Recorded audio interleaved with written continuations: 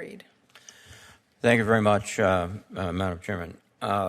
Let me go back, Mr. Secretary, to an issue that Senator Manchin raised. That's LIHEAP. I'm pleased to say that the President slightly increased LIHEAP in his budget this year, but the reality is that energy prices are just exploding. In the past 12 months alone, the price of natural gas has increased by 22%, and the price of heating oil has increased by 70%. Would you support any type of supplemental funding to enhance the LIHEAP so we can deal with this extraordinary increase in prices? Senator, we would support any effort to try to further fund LIHEAP given the circumstances that we're in. Thank you very much. Also, let me go back to the point you raised, which I'm pleased that you're moving aggressively. That's the 988 number.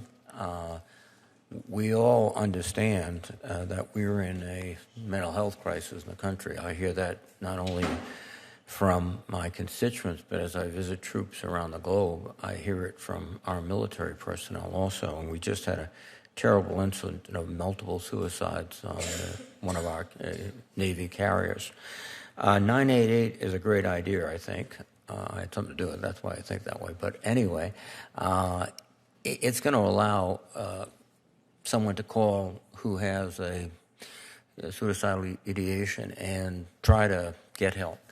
But it has to be implemented thoroughly throughout the nation. In Rhode Island, my state has done, I think, a very good job of setting up the counseling centers, the technology, et cetera. But as I understand the system, if someone calls in and a state doesn't have the infrastructure, they're referred someplace else. So you have not a very good relationship, long distance, and also adding more work to states that have enough work already. So can you give us sort of a sense of how the nation is doing, and we're all going to come online together? Thank you, Senator. And I do believe your state is doing very well in moving forward. We have a patchwork right now of call centers that accept these calls from folks who are suffering from mental stress. We're trying to turn that into one cohesive network. It's difficult because it won't be run by the federal government. It'll be run by the 50 states, the territories, and the tribal governments. But what we're doing is working with them with your support. We have so far invested $300 million throughout the country with all the states, local governments, to try to make it work. We will also provide backup call centers to make sure that if any particular location is receiving a large volume of calls, there will still be someone who answers the phone, because the worst thing you can have when someone reaches out instead of goes in the wrong direction is to get a busy signal or be put on hold. No, I completely agree, Mr. Secretary. And, there are long-term costs to not implementing something properly.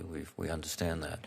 And this is an opportunity we have to get it right. I also understand the President has requested nearly $700 million in his budget for the National Suicide Prevention Lifeline. And